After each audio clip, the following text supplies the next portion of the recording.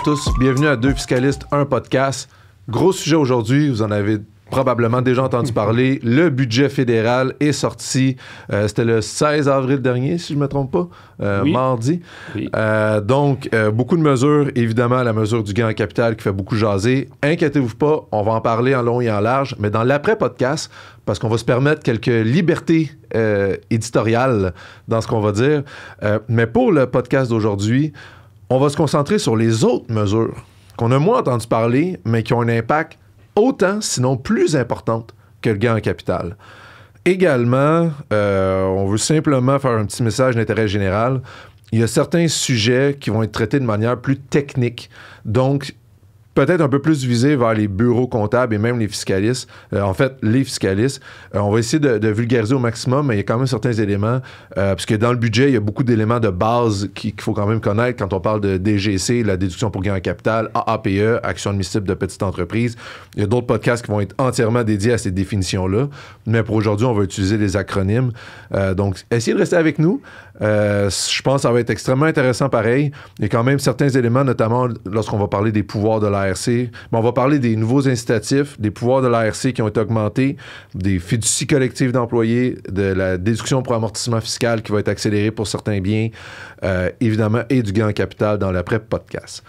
Et pour débuter ça, premier sujet, l'incitatif pour les investisseurs.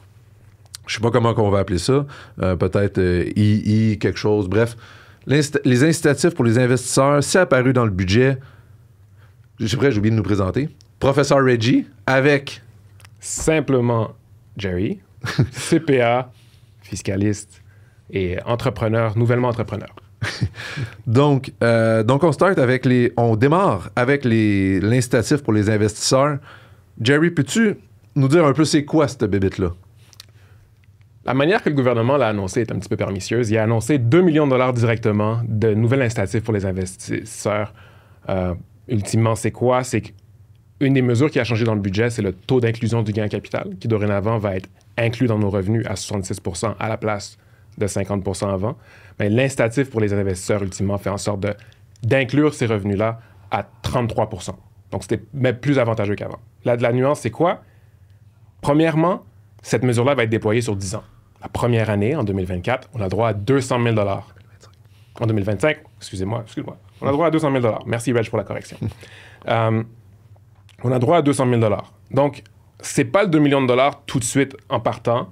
C'est 200 000 par année, puis ça va par tranche jusqu'à 2035, je 34. pense, 34, que ça va être déroulé au complet. Par contre, il faut vendre des actions spécifiques. Un peu comme les AAPE, il faut que ce soit normalement, c'est des concepts vraiment similaires au AAPE. Il faut que ce soit détenu par un particulier. Par contre, il y a des précisions à savoir. Je vais laisser Reg nous parler un peu des précisions puis des nuances là, par rapport à ça. Effectivement, ça prend des actions qui sont ce qu'on appelle des AAPE. Des AAPE, c'est un acronyme pour Action admissible de petite entreprise. Qu'est-ce que ça veut dire, ça? Il y a 3 caractéristiques. Les actions doivent être détenues depuis 24 mois par le particulier, donc vous, moi. Donc, c'est seulement les individus qui peuvent avoir cet incitatif-là. Pendant les 24 derniers mois, lorsqu'on examine le bilan de la société, les actifs, donc les biens de la société, doivent être utilisés activement. Donc, si vous avez des placements boursiers, ce n'est pas un actif admissible. Un terrain vacant que vous gardez à des fins de spéculation, tout dépendant des circonstances, mais généralement, ce n'est pas un bien admissible. Bref, il faut que ce soit des actifs utilisés activement dans l'entreprise, par exemple, des comptes clients, du stock, de l'équipement, etc., de l'achalandage. Mais il y a d'autres conditions aussi qui ont été rajoutées. Et c'est là que ça devient un peu plus... Puis je vais te poser des questions, savoir ce que tu en penses. Dans le document du gouvernement, ça dit que ça prend un investisseur fondateur au moment où la société était initialement capitalisée. Fondateur, ce n'est pas un terme qui est défini dans la loi. Oui, on peut se dire, OK, fondateur, tu l'as fondé. Mais ça, est-ce que ça veut dire que si c'est une entreprise que tu as acquise puis que tu as amené à un autre niveau, donc j'ai acquis une business de Gérard, je l'ai acquis 100 000, aujourd'hui elle vaut 5 millions, je la vends, je suis pas admissible parce que c'est pas moi qui ai lancé la business, même si c'est moi qui l'ai amené à ce niveau-là. Est-ce que le fait que je ne suis pas le fondateur fait en sorte que malheureusement, je ne me qualifie pas? Parce que si c'est le cas, ça veut dire que tout repreneur ne sera pas admissible. Fait à quoi ça sert d'acheter une business? Il faut que je la starte absolument de moi-même. Alors que je pourrais acheter une business qui est déjà là. Il y en a plein de business qui vont être à vendre dans les prochaines années. Mais c'est vrai, en fait. On sait que le reprenariat, ces temps-ci, c'est un terme qu'on entend partout. Un des enjeux de notre économie, c'est de s'assurer justement que le reprenariat se fasse à l'intérieur de l'économie canadienne plutôt qu'il y ait une dilution vers l'économie, vers l'étranger. Je dois admettre que je ne comprends pas d'un point de vue idéologique la raison pour laquelle il faut être un actionnaire fondateur pour avoir droit à cette nouvelle exemption-là. C'est par contre une position, on ne peut pas trop la commenter d'un point de vue politique, mais on comprend... On va essayer de rester pour le moment, on va essayer de rester accroché sur les mesures, si ça te va. C'est bon. Parce que on pourrait en parler longtemps d'un point de vue idéologique. Là, puis je pense même les autres conditions sont encore beaucoup plus idéologiques que celle-là. Donc, actionnaire fondateur, les enjeux qu'on a, nous, en tant que fiscalistes, c'est pas défini. C'est des concepts nouveaux avec lesquels on va travailler. Tout à fait. Pourquoi est-ce qu'il faut être un actionnaire fondateur? Ça, c'est une question politique. Pourquoi est-ce que c'est un critère important? Pour l'instant, je dois admettre que je ne comprends pas trop la raison pour laquelle ça a été mis dans les critères. Mais parle-nous des autres conditions, parce qu'il y en a certaines autres que je trouve encore beaucoup plus intéressantes. Il faut que les actions soient détenues pendant au moins 5 ans avant la vente. Pas de problème. Rapidement, je reviens sur l'aspect fondateur. Si je fais un leverage buyout, je crée une Acquisico, j'achète la business, techniquement, je suis le fondateur de Acquisico. Tout à fait. Tu vois, si je fais une fusion, ça veut-tu dire que je suis correct? Bref, on pourra voir, parce que moi, dans ma définition de fondateur, je serais correct, j'ai fondé Acquisico. C'est l'enjeu de travailler des nouveaux concepts. C'est tout nouveau vocabulaire qu'il faudra définir. Depuis la souscription initiale d'actions jusqu'au moment immédiatement avant la vente des actions, c'était détenait directement des actions équivalent à plus de 10% de la juste valeur et plus de 10% des votes. Donc, en gros, pendant la souscription initiale jusqu'à la fin, le particulier doit détenir plus que 10% en vote et valeur.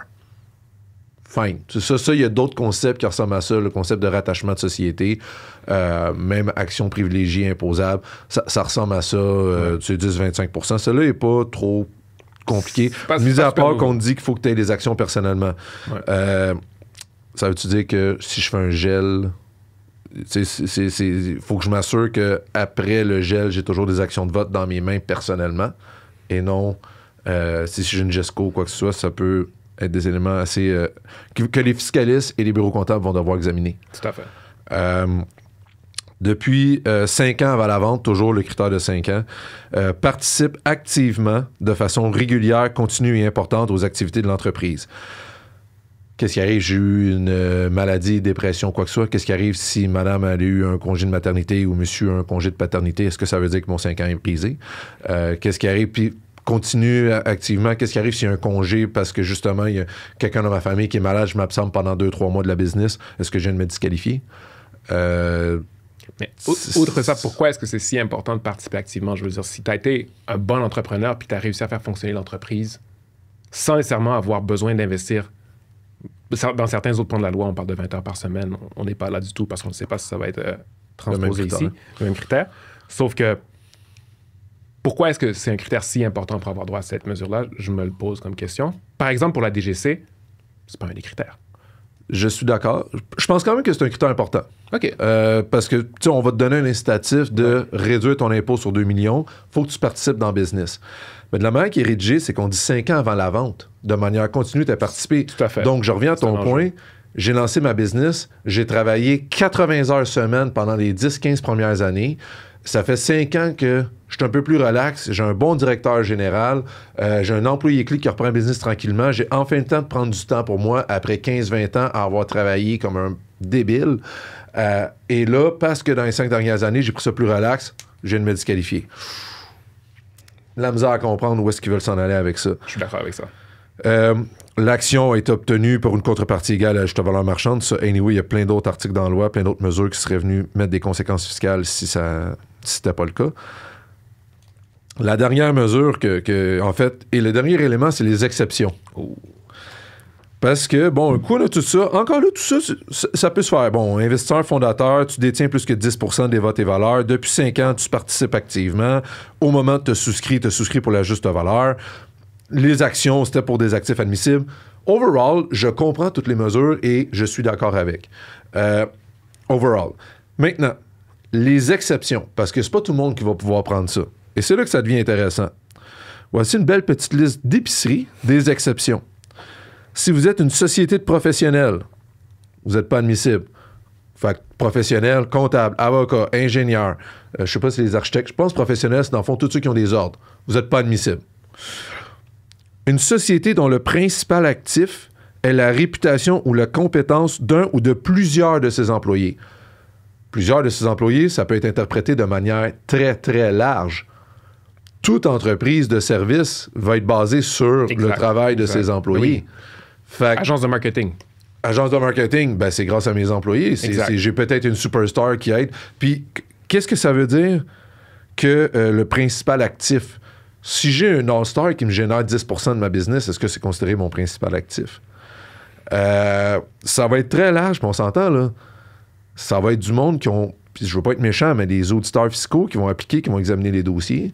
C'est pas nécessairement en fait, c'est pas des gens qui ont des maîtrises en fiscalité. Ils ont une formation à l'interne d'une couple d'heures en fiscalité, puis ils sont pitchés sur le marché du travail, puis ils sont pitchés avec les entreprises, les entrepreneurs, puis tout. Comment ils vont interpréter ça? Il y en a, par expérience, t'en as eu toi aussi. T'as des vérificateurs qui regardent la loi, puis c'est comme, faut que tu respectes la virgule, puis le kit, qui ne comprennent pas nécessairement en arrière l'objet. Il y a beaucoup de nuances. C'est ça, l'objet de la mesure, qu'est-ce qu'elle s'en allait faire. Donc, on enlève les sociétés de professionnels. On enlève les sociétés qui sont basées sur la réputation ou les compétences d'un ou de plusieurs employés. On enlève les entreprises du secteur financier. Fait que si j'ai une GESCO, ça marche pas. On enlève les sociétés d'assurance. On enlève les sociétés immobilières. C'est quoi une société immobilière? Si moi, je fabrique du béton, j'ai une usine de béton qui vaut 50%, parce que l'immobilier, ça vaut cher. Donc, j'ai une usine de béton. La valeur de mon usine, je dis n'importe quoi, c'est 5 millions. Mon usine, le bâtiment en soi vaut 2 millions. Le reste de ma business vaut 3 millions. Est-ce que je suis une société immobilière parce que l'immobilier... Ça va demander une nouvelle définition puis des nouveaux encadrer tout ça. Là. Les entreprises d'hébergement et de restauration. Donc, on enlève tous les restaurants, on enlève hébergement. Les hôtels. Fait que les hôtels, on enlève tout ça. Les entreprises dans le domaine des arts, dans le domaine du spectacle, dans le domaine du loisir, on les enlève tout aussi, eux aussi. Personnellement, si tu permets, ça m'embête un peu parce qu'on est en train de dire, puis vous allez le voir à la fin, là, il y a une hiérarchie de c'est quoi une bonne entreprise et une mauvaise entreprise. La création de contenu artistique, c'est sous-évalué dans la mesure ici. C'est comme si ça devenait moins important comme entreprise. Puis c'est un des éléments, je pense par exemple au Québec où est-ce qu'on est extrêmement créatif. C'est un des éléments que je pense, pourquoi est-ce que ça a moins de valeur? Ça m'a un peu froissé quand j'ai lu le budget. Là. Et finalement, on enlève les entreprises qui offrent des services de conseil et de soins personnels. Des services de conseil. N'importe quel business de service offre des conseils. Fait que finalement, il reste quoi? Le premier commentaire que j'ai fait à Réginald, c'est j'aurais préféré qu'ils nous disent qu'est-ce que ça visait, parce que ça aurait été plus facile qu'enlever 1 million de... 1 million, j'exagère, mais que ça aurait été facile de procéder par inclure qu'est-ce qu'on voulait savoir, plutôt que procéder par exclure des trucs aussi larges que ça, parce que ça, c'est excessivement large. Qu'est-ce que ça vise? Les entreprises de fabrication, transformation. Vite, quand j'y pense. Là. Manufacturier. Construction, mais est-ce que c'est une société immobilière? On ne sait pas encore. On ne sait pas. Construction n'a pas d'immobilier dedans. Tout à fait. Il construit, mais c'est pas une société qui détient de l'immobilier. Tout à fait. Je vais me permettre le premier commentaire éditorial d'aujourd'hui. Je vais récapituler rapidement. Donc, en gros, société de professionnels. On va se le dire, là. On récapitule, là. Premier commentaire incendiaire. Les sociétés de professionnels, les sociétés dont le principal actif est la réputation ou la compétence d'un ou plusieurs employés, les entreprises du domaine financier, de l'assurance, de l'immobilier, de l'hébergement, de la restauration, des arts, des spectacles ou des loisirs, des entreprises offrant des services de conseil ou de soins personnels. Excuse-moi, Justin, t'aurais pu juste dire que tu visais ton ami Johnny dans telle province qui a tel business puis que tu veux l'avantager de 2 millions rendu là. Je veux dire, t'as exclu tout le monde. Moi, je veux savoir qui reste, là. Dans le budget, ils ont clairement dit comme exemple un individu qui développe une entreprise de fintech. En technologie financière, mon Dieu, c'était excessivement précis. C'est ça, là, dans quel business t'as investi récemment pour être sûr que tu vas te qualifier à ça? t'as restreint ça au maximum. T'aurais dû juste dire, je vise Johnny de Winnipeg, qui a une fintech, puis qui a une entreprise de fabrication de transformation. Hey Johnny, I got your back, je te l'avais dit. Je veux dire, t'aurais pu faire ça tout simplement. Mais, passons outre ça, je pense que ça m'a fait un rappel intéressant la semaine passée, ou il y a quelques semaines, on avait enregistré un épisode sur l'histoire. Puis déjà à l'époque, en Grèce antique, on avait une hiérarchisation des entreprises. C'est quelle entreprise qui aurait le plus d'impôts? Quelle entreprise qui amène, selon nous, en tant que société, le plus de valeur dans notre économie? Ben, eux, c'était l'agriculture. Ici, on semble un peu refaire cette même hiérarchie-là, qui, il y a quelques années, elle n'existait pas dans la loi de l'impôt. On a toujours eu les entreprises professionnelles qui étaient un petit peu exclues de certaines mesures. On pense à 44.1. L'agriculture passe. L'agriculture passe. Donc, l'agriculture, on met beaucoup d'importance sur ça. On met excessivement d'importance sur la fabrication-transformation. On met beaucoup d'importance sur les entreprises qui développent des logiciels technologiques. Pas de services de technologie. Développer des nouveaux logiciels de technologie. Donc, ça semble être ce genre d'entreprises-là qui sont visées.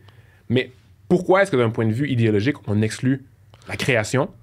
Pourquoi pas avoir tout simplement listé? Parce que ça irait aussi avec les autres mesures du budget que tu peux voir, puis tu l'as devant toi, qu'il y a des entreprises, sur la deuxième page, que tu as des entreprises qui ont investi dans le domaine technologique, le AI. L'autre des mesures qui ont été, stimuler la recherche et le développement, puis encourager la rétention de propriété intellectuelle, 600 millions de dollars sur 4 ans. Les bourses de maîtrise doctorale et les bourses de maîtrise vont augmenter de 27 000 à 40 000. Les bourses post-doctorales à 70 000. Investir dans les startups, ça, j'ai bien hâte de voir comment ils vont faire ça. Et aussi, également, tu avais encouragé l'investissement dans des actifs stimulant l'innovation et l'amélioration de la productivité. Augmenter de 2,4 milliards le soutien ciblé en intelligence artificielle. Fait que, oui, ils visent les fintechs, mais ça aurait été beaucoup plus simple de viser les fintechs. D'indiquer, oui, on vise les fintechs, on vise l'intelligence artificielle, on vise certains éléments. C'est, comme je le disais, de ma perspective, de mon analyse de la loi, oui, il y avait toujours eu des programmes puis des crédits qui permettaient de donner des bonus à ces entreprises-là, mais normalement, les exemptions, ce genre d'éléments-là, c'était plus général que ce genre de programme-là qui a été implanté. Je trouve qu'on complexifie la loi encore pour quelque chose qui existe déjà. On a déjà la DGC, on a déjà le report du gain en capital à 44.1. On avait déjà des bonbons fiscaux qui existaient. On aurait pu venir les modifier. On aurait pu venir, un peu comme leur affaire du RAP qui a augmenté à 60 000. Pourquoi avoir gossé avec le CELIAP plutôt que de juste augmenter le RAP? Oui, le CELIAP, il est plus tout à fait. Mais on pourra en reparler, le CELIAP, personnellement, je pense que c'est pas une bonne mesure. Mais c'est pas une bonne mesure considérant l'intention derrière. OK. Si tu as de l'argent, c'est une bonne mesure. Oui. Sauf que quand on dit c'était quoi l'intention de favoriser l'accès à la propriété, I call BS on this, c'était pas une bonne mesure de faire le CELIAP. Il faut de l'argent à la base. Si quelqu'un qui fait 70-80 000 avec 2 enfants, il n'est pas capable d'économiser pour son rap, le CELIAP, ça n'a absolument rien. Tu ne seras pas plus capable d'économiser. On favorise ceux qui avaient déjà des sous, ultimement. On favorise ceux qui ont déjà les sous, exact. Fait que pour terminer, de mon côté, cette mesure-là, ce qu'on en a d'autres à voir, je comprends l'intention. Il y avait moyen de faire ça de manière beaucoup plus simple. C'est le comment, je trouve. Puis à partir de 2025, 200 000 par année, pourquoi pas 2 millions one shot?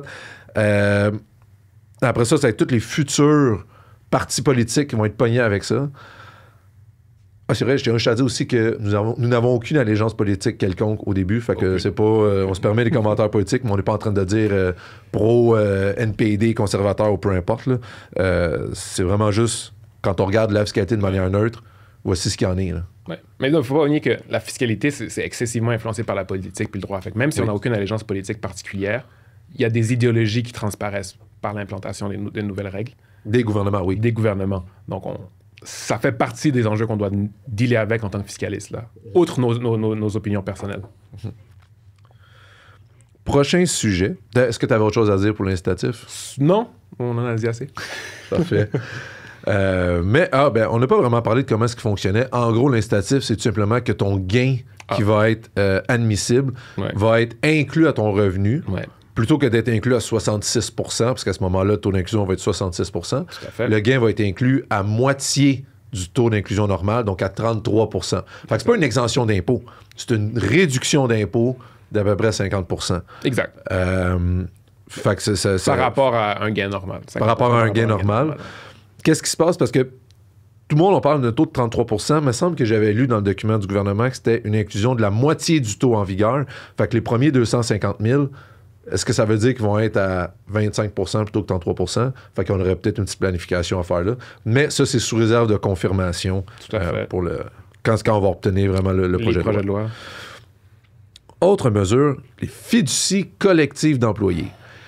Les fiducies en soi vont faire l'objet d'un podcast complet si c'est pas deux.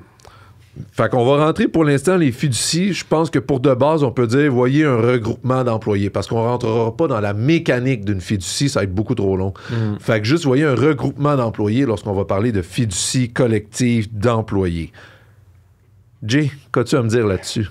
Tu parlais de complexifier la loi un peu plus tôt.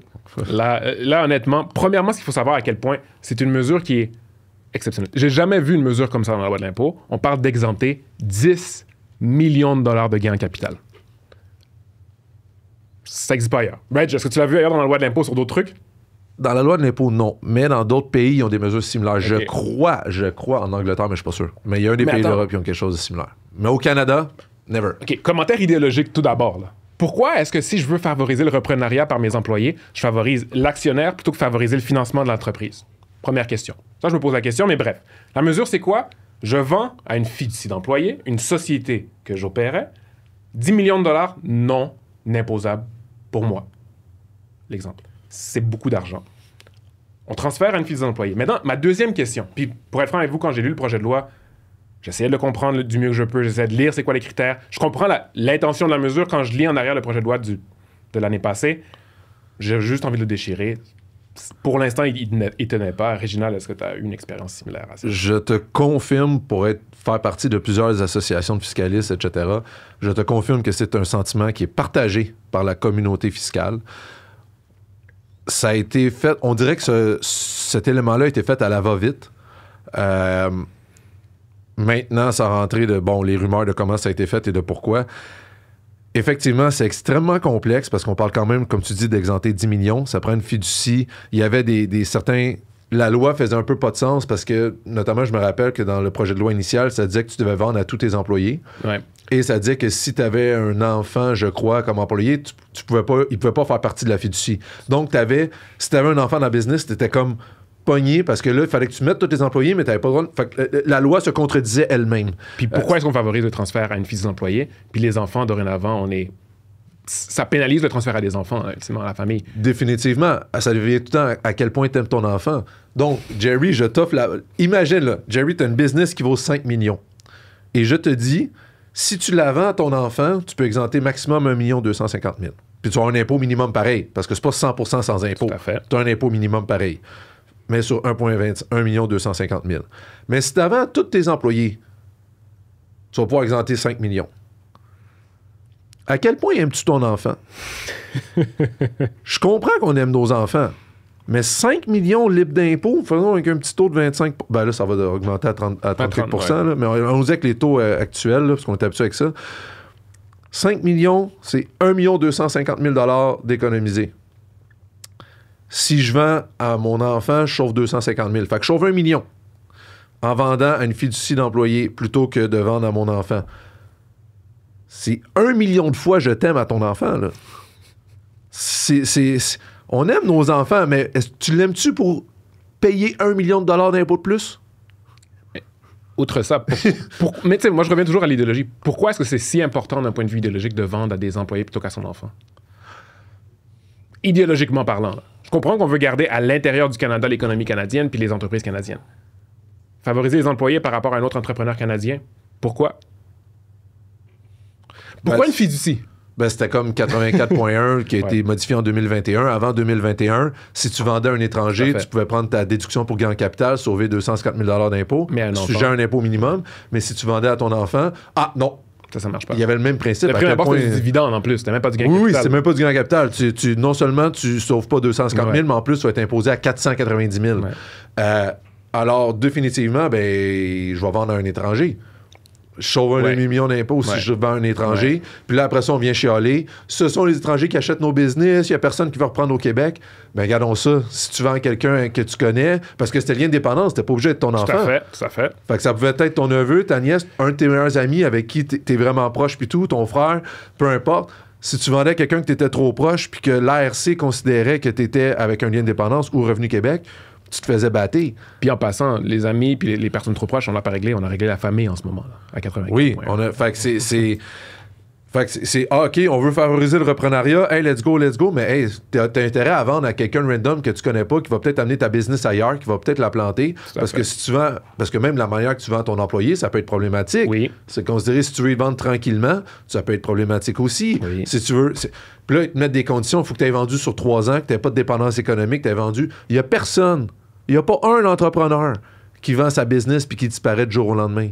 Non. Ça n'existe pas. Il n'y a pas un acheteur qui va accepter ça. Tu as une période de transition. Mais à l'ARC, ils comprennent. Ils sont pas sur le marché, ça se voit. Faut que je me calme. Hein? On se calme. Écoutez, ils sont pas on va revenir en arrière. Là, passons à la prochaine mesure. Ben, écoutez, fiducie d'employés, on le comprend. On s'explique mal pourquoi une fiducie, on s'explique mal pourquoi 10 millions. Il y a plein de questions qu'on se pose. C'est pas nouveau du budget, même s'ils l'ont annoncé dans le budget et que ça a été annoncé en grande pompe. Ça existe depuis l'année passée. Faut le rappeler, là, j'ai vu beaucoup d'éléments dans le budget qui reprenaient des mesures du passé pour dire voici ce qu'on fait pour l'économie, mais c'est pas tout ce qui vous annonce comme étant nouveau qui l'est. Parlons maintenant de la déduction pour amortissement. Qu'est-ce qui a changé ultimement dans la déduction pour amortissement? Est-ce que je suis encore sur le fiducie? Mais ça reste juste pour conclure la fiducie. Vas-y. Non, mais ça reste que c'est un outil que je vais conseiller à mes clients. Ah ben oui. On va examiner puis on va l'appliquer. Regarde, tu peux sauver 10 millions. On va examiner les conditions, puis on va le faire. Là. Pour la petite histoire, je me suis fait poser une question quand même intéressante. Qu'est-ce qui se passe quand j'ai des industries où je peux absolument pas détenir de participation par une fiducie? Il y a certains ordres professionnels qui t'empêchent de détenir des participations par une fiducie. Donc, je veux vendre à mes employés, mais ils n'ont pas le droit de se constituer en fiducie pour les acheter. Est-ce que je sais pas, y a-t-il une limitation pour dans les conditions, y a-t-il une exception? Les sociétés professionnelles, ils ont-tu droit aux fiducies d'employés? Ah. Tout à fait. Je sais pas. Parce que si le fait qu'il y ait un ordre, ça réglerait la situation. T'as raison, il y a une limitation. Bon, c'est... Fait que je pense pas que le domaine qui vise, encore une fois, selon moi, tu peux avoir la fiducie. Mais ça va être très difficile en pratique, mais très intéressant. Puis tu sais, c'est pas pour rien. Ils te font sauver 10 millions. Fait qu'ils mettent des conditions pas possibles. Mais tant qu'à mettre des conditions qui sont impossibles, puis juste brag dans ton budget de dire « Hey, on favorise le transfert. Regardez, vous allez pouvoir sauver 10 millions si vous faites ça pour que les employés puissent participer. » Parce qu'ils ont instauré une nouvelle restriction, là. Si tu ne respectes pas les conditions 3 ans après la vente, la fiducie et les individus sont responsables de l'impôt qui était payable sur le maximum de 10 millions. Tout à fait. Fait que les acheteurs se ramassent avec le fardeau fiscal solidairement avec le vendeur. Donc, fiducie d'employé, si t'es employé, puis je te dis, hey, tu peux acheter, mais si quelqu'un ne respecte pas les conditions, puis là, il faut que tu gères avec tous les autres employés. Là. Business de 100, 200 employés, là. Pas tout le monde qui est fiable. Là. Tout à fait. Puis si ça plante, il y aurait quoi que ce soit, on est tous responsables, puis, tu sais, fait ça revient tout le temps à l'exemple que vous allez souvent m'entendre dire dans le podcast. Moi, je suis un bon parent, je permets à mon enfant de jouer dans le parc le soir. Sauf que pour qu'il puisse sortir jouer dans le parc, il faut qu'en revenant de l'école, il ait fait ses devoirs, qu'il ait ranger le lave-vaisselle, ranger sa chambre, préparer le souper, puis qu'il soit revenu avant le souper. Mais je le laisse sortir le soir, ben oui. C'est impossible. Ouais, c'est ça. Mettons trop de conditions. C'est ça. L'amortissement fiscal. Ouais. Intéressant. Ça, notamment, c'est pour compétitionner avec le marché international. Oui. Oui, ça c'est un plus. Ça, je pense que c'est une bonne mesure qui a été appliquée. Donc, plusieurs choses afin d'améliorer la productivité. Oui. Il voulait faire des ajustements à l'amortissement fiscal. Oui. Jay, tu veux-tu te lancer un peu? Ben oui, on sait en fait... Ça va être plus rapide. Un des constats qu'on a, il est extrêmement rapide d'un point de vue fiscal. Je permets le commentaire éditorial. Un des constats qu'on a d'un point de vue économique, c'est que ce qu'on entend souvent, c'est on a un ralentissement de la productivité par rapport à la croissance de la productivité aux États-Unis. Donc, on veut pousser des actifs ou l'investissement des entreprises canadiennes vers l'acquisition d'actifs qui vont faire en sorte qu'on est capable de rattraper ce retard-là par rapport à la productivité. Comment qu'ils font, ultimement? En partie, c'est en incitant les entrepreneurs par une nouvelle déduction pour amortissement accéléré. C'est quoi? Si on investit dans certaines catégories d'actifs, on a 100% du coût de l'actif qui peut être pris comme dépense dans l'année 1. Ça aide pour le flux de trésorerie. On se fait rembourser l'impôt par rapport à la hauteur de l'investissement en tant que société. C'est quoi les catégories? 44, les droits ou les brevets qu'on achète pour pouvoir être plus productif. 46, l'infrastructure réseautique. Donc, j'achète de l'infrastructure réseautique, j'ai 100% de déduction pour amortissement. Exemple des serveurs. Des serveurs, tout ce genre d'éléments-là qui permet ultimement d'être connecté dans l'entreprise de manière plus facilement. Puis, de manière parallèle un peu, l'équipement informatique.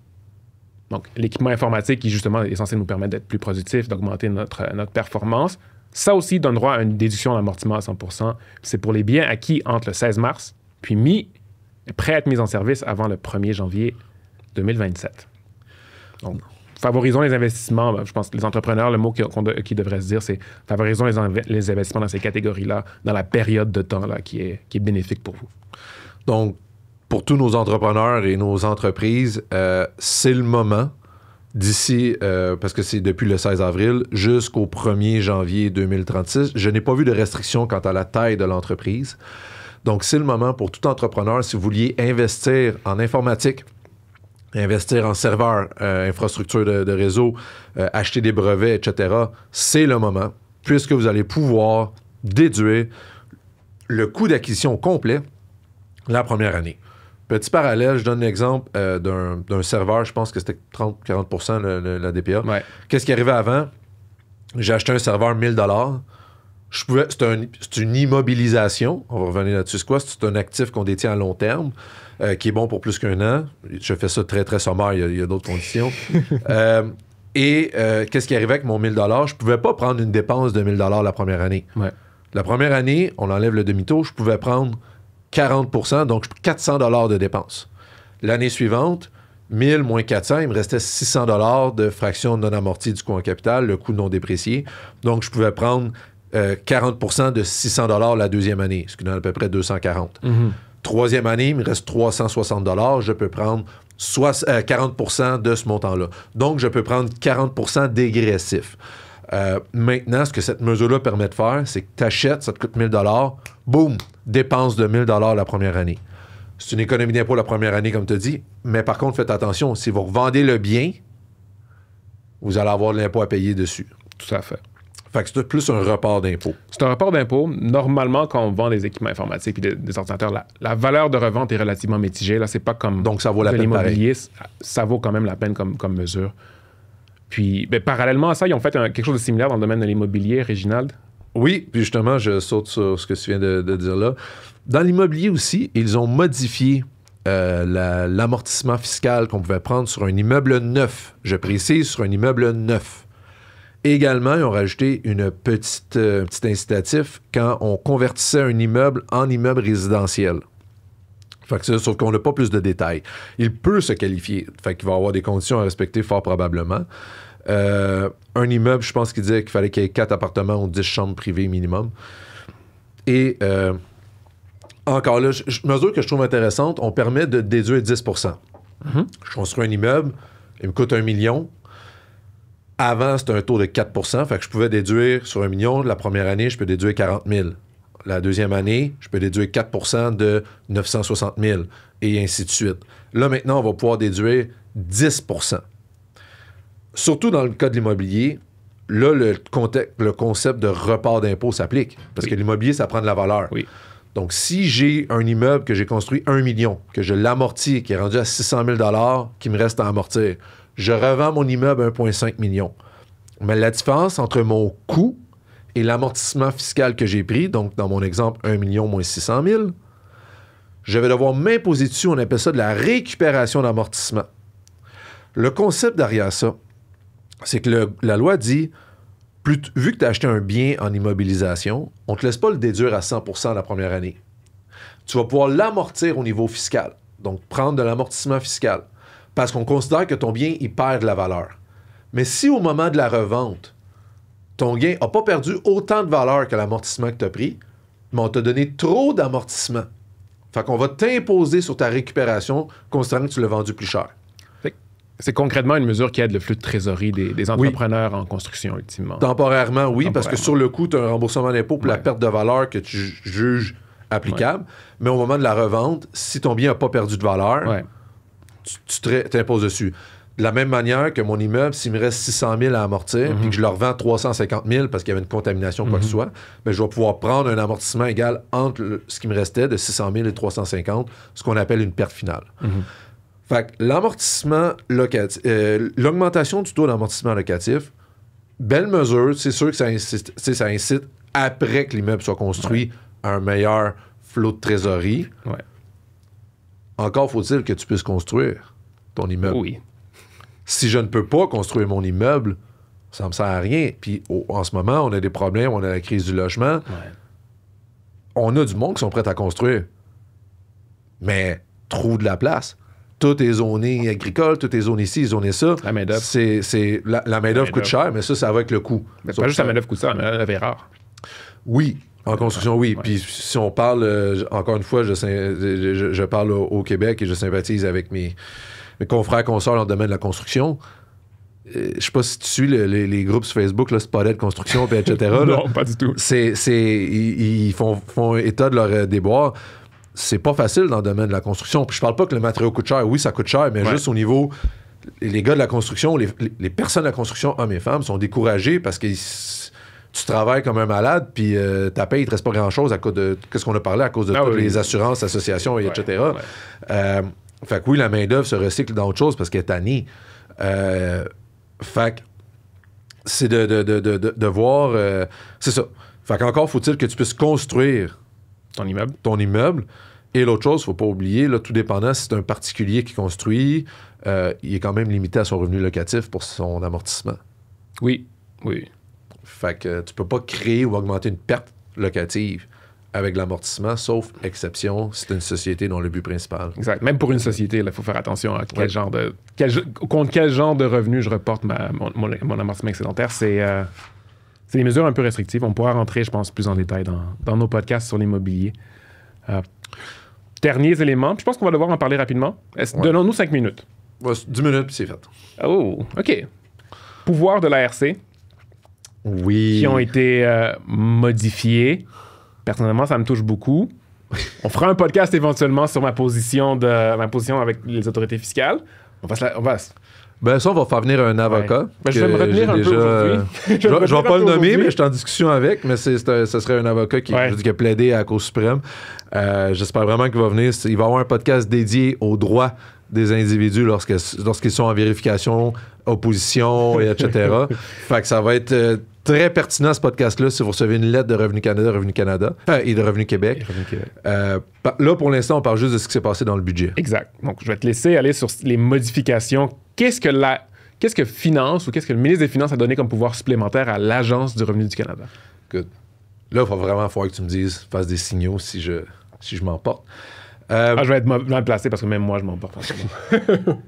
On va retourner dans le départ. Dans le but d'améliorer l'efficience et l'efficacité de la collecte d'informations, il y a un nouvel avis qui va sortir qui s'appelle un avis de non-conformité. Pourquoi? Les administrations fiscales avaient certaines difficultés parfois à collecter l'information. Mm-hmm. Les gens ne voulaient pas collaborer. Je peux comprendre, c'est frustrant. Et pour forcer les gens à collaborer, bien, les administrations fiscales devaient passer par la Cour pour demander un ordre d'exécution de la Cour pour dire, ben écoute, tu dois me fournir les informations. Je pense, là, c'est l'avocat qui va pouvoir me corriger, je pense que quand elle faisait cet ordre-là, ben, veut pas, la Cour examiner aussi les documents qui étaient demandés. Sous toute réserve. Je crois qu'il y a quand même un certain... Qu'est-ce qui a été changé? Maintenant, l'ARC va pouvoir émettre un avis de non-conformité. Qu'est-ce que ça va avoir comme impact, cet avis-là? Ça va prolonger la période de cotisation. Donc, l'ARC va avoir plus de temps pour cotiser et donc plus de temps pour la période de prescription, et etc. Donc, le dossier reste ouvert, en gros. Le temps que la conformité n'est pas réglée. Parce que, à date, je ne suis pas nécessairement contre. Mais, après ça, il y a une pénalité de 50 $ par jour à partir du moment de l'avis de non-conformité pour un maximum de 25 000 $ pour un avis de non-conformité. 50 000 si l'ARC a un ordre d'exécution de la Cour. Donc, si vraiment elle passe par la Cour et le quitte, la pénalité peut aller jusqu'à 50 000 $ pour ne pas avoir fourni les renseignements. Alors, c'est sûr que ça incite les gens à aller, veut pas, devant à fournir des informations rapidement. Fait que, veut pas, maintenant, vous pouvez commencer à stresser quand vous recevez un avis de l'ARC. Faites attention, avis de non-conformité, ça veut dire qu'ils ont déjà demandé de l'information. C'est pas la demande d'information que vous recevez pour vos frais médicaux puis ça commence 25$ par jour. Non, c'est pas là. On est vraiment là. Ils vous ont ils ont envoyé des lettres, ils ont probablement même essayé de vous appeler, ils ont fait des démarches, puis là, vous ne collaborez pas du tout. Ouais. Fait que c'est quand même, ça prend plusieurs steps, là. C'est pas en partant que vous allez avoir cet avis-là. Et également, l'ARC peut maintenant faire des requêtes pour que des informations ou des documents lui soient fournis sous serment ou affirmation solennelle. Je serais curieux de savoir légalement, qu'est-ce qui arrive si je fais une déclaration sous serment, pas à la cour, parce qu'à la cour, je pense que c'est un outrage au tribunal si jamais tu ne respectes pas ton serment, mais à l'ARC. Si je ne respecte pas mon serment ou quoi que ce soit, c'est quoi mes conséquences en tant que tel? Outrage à l'ARC? Ça fonctionne. Bref. Je pense qu'on est mal placé pour le dire. Mais je veux dire, on donne les documents. Bon. Mais là, sous serment, je demande au client de m'envoyer des documents. Je lui envoie. Après ça, je transfère à l'ARC. Faites-moi Reggie, est-ce que tu me déclares sous serment que ces informations-là, ces documents-là sont exacts et complets? Bien, complets, je veux dire, j'ai pas été vérifié la couleur de ces bobettes, là. Ouais, je le sais pas. J'ai demandé au client de m'envoyer les informations, j'en discutais avec, il m'a dit là-dedans, il y a toute l'information. Si le client a décidé d'en retenir, je peux pas savoir. Qu'est-ce que tu veux que je veux dire, je commencerai pas à challenger mon client. Oui, je vais le challenger un peu, mais c'est quoi l'étendue de complet? Et affirmation solennelle, bref. Et ça est applicable à la date de sanction royale. Donc, ce n'est pas encore applicable. Merci. C'est très important, ce n'est pas encore applicable. J'ai regardé tout ça. Je comprends la mesure. Regarde, pour ou contre, il y a des arguments pour dire, ben écoute, les gens qu'on collaborait pas, il fallait qu'on fasse de quoi. Deux grandes questions. Qui va prendre la décision à l'ARC d'envoyer cet avis-là? Est-ce que c'est le vérificateur qui n'a aucun background de droit, qui est même pas comptable, qui est, je veux dire, c'est qui prend cette décision-là? C'est-tu le vérificateur ou c'est plus haut dans l'échelon qu'on l'envoie ou c'est envoyé automatiquement? Mm-hmm. Fait que qui prend la décision? Première des choses. Deux, qui va être visé par ça? Parce qu'on s'entend que c'est un avis de non-conformité. Tu l'as sûrement vu aussi dans ta pratique. Des clients, à un moment donné, ils reçoivent une lettre, ils reçoivent un appel. Hey, l'ARC dit que ça fait 3 fois qu'il m'envoie une lettre, j'ai jamais rien reçu. Il n'y avait pas la bonne adresse. C'est quand la dernière fois que tu as essayé de changer ton adresse au niveau de l'ARC? Loin d'être quelque chose de facile. Ça fait un petit bout. Appeler à l'ARC, changer son adresse, c'est compliqué. Ouais. Ton représentant professionnel, la dernière fois que j'ai essayé, ça fait 2-3 ans, t'es pas capable quand c'est le représentant professionnel, il faut que ce soit le contribuable qui appelle. Appeler à l'ARC, ça prend surtout pas 2-3 heures d'attente. Non. Faut que tu aies... Ici, c'était sarcastique. Ouais. Fait qu'il faut que tu prennes ton mal en patience quand tu appelles. C'est long. Ils te demandent des informations, là. Je pense qu'ils sont rendus à 5 questions de confidentialité pour être sûr de parler à la bonne personne. Puis le monde, c'est dans leur déclaration de revenus qu'un comptable a fait, qui n'ont aucune idée nécessairement comment ça fonctionne. Et là, ils ont la réponse facile. Oui, mais allez sur mon dossier.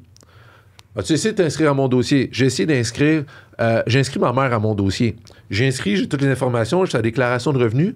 On vous envoie le code par la poste. C'est long. La poste. Vous avez 5 à 10 jours pour revenir. Ensuite, la poste. Si tu n'as pas la bonne adresse, il faut que tu les appelles. Mais pour les appeler, il faut que tu aies l'information de mon dossier. Hey, les boys et les girls, ça marche pas, là. Ça marche pas, là. Administrativement, là. C'est compliqué, là. Ça peut prendre facilement une demi-journée. Je veux dire, et plus.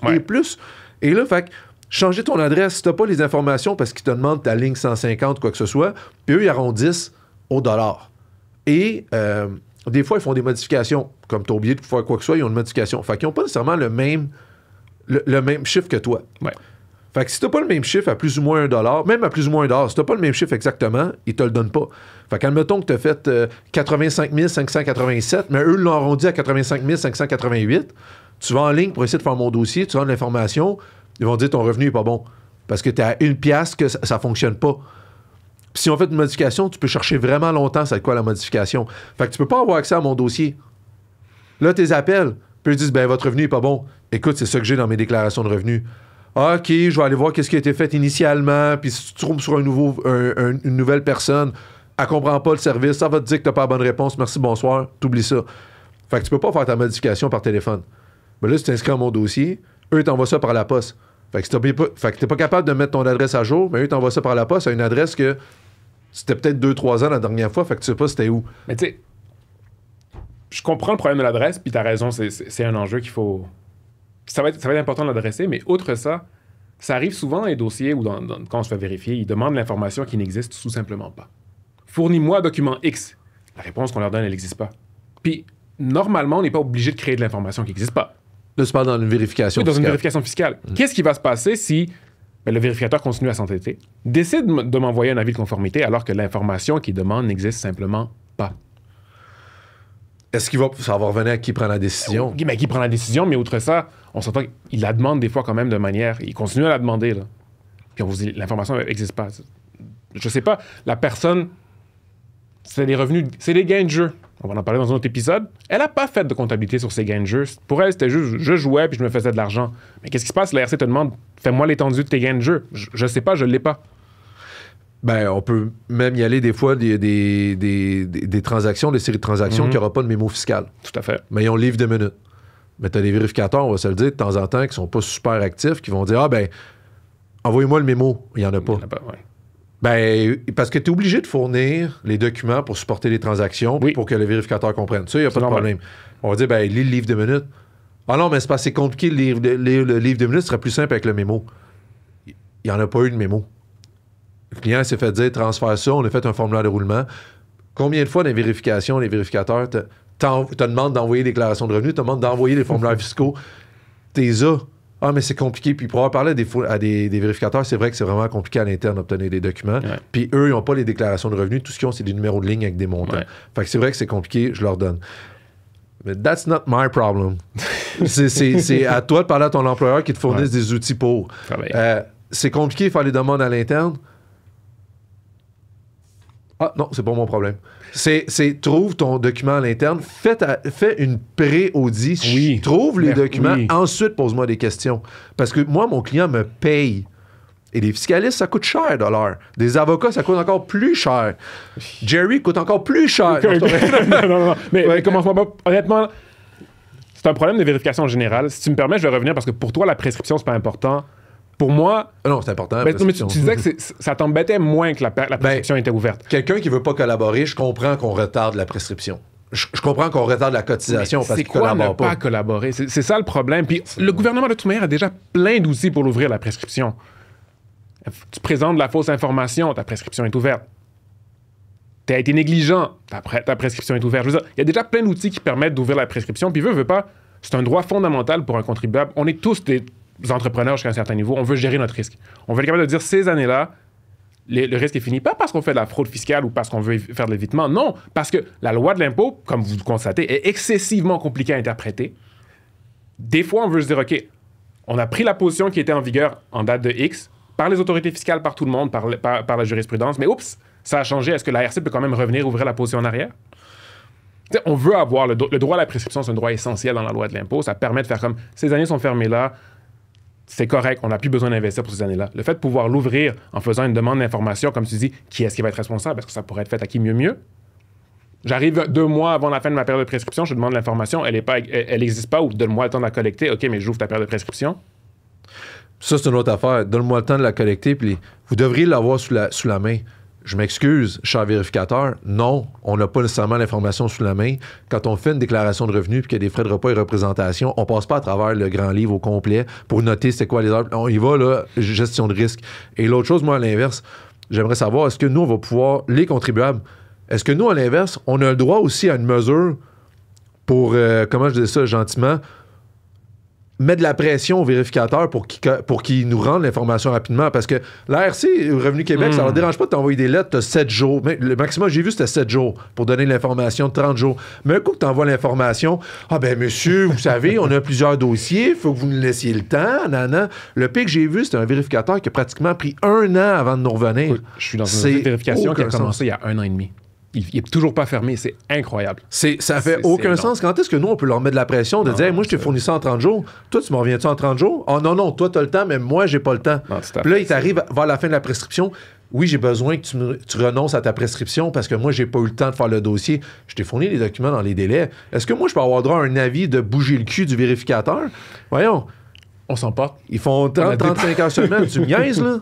Fait que, je veux dire, fait que ça, c'est des éléments que quand est-ce... Puis je reviens, hein, qui sera principalement visé? Qui n'est pas inscrit à mon dossier puis peut avoir de la misère avec les adresses, puis etc.? Les personnes âgées. Ouais. Les sans-abri. Ouais. Fait que c'est quoi? Fait que la population vulnérable, c'est eux autres qu'on va attaquer. Tiens, mon sans-abri, voici une pénalité de 25 000. Tiens, ma personne âgée qui fait un petit peu d'Alzheimer, qui comprend même pas ce qui se passe, puis tout... pénalité de 25 000 parce que tu prends du temps, parce que ta personne, il faut qu'elle retrouve tes documents, puis veut pas, t'es pas là.